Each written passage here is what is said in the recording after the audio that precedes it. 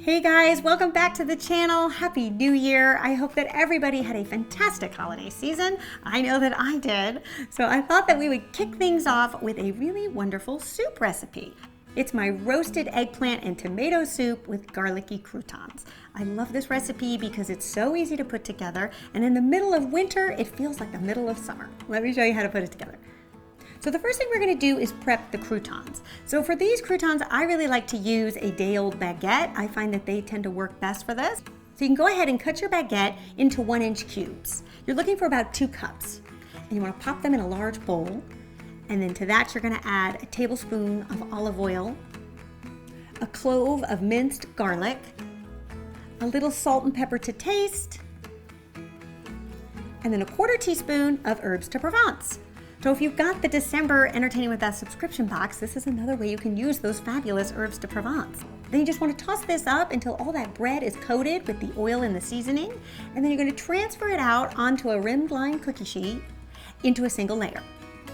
Then you're going to bake this at 375 degrees Fahrenheit for just about 15 minutes or until they start to turn golden brown and fragrant. Then you can pull them out and allow them to just rest there at room temperature. So now for the soup. We're going to take a whole eggplant and dice it into 1-inch cubes.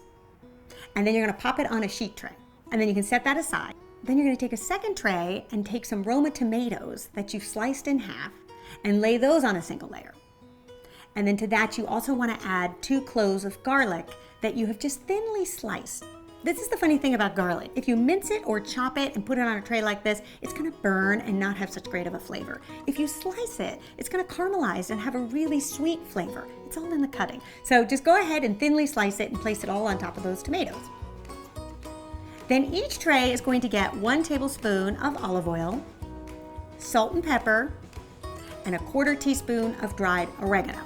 So it's a 1/2 teaspoon total, but each tray will take about 1/4. And then you're going to put them in a 425 degree Fahrenheit oven on different racks for 10 minutes.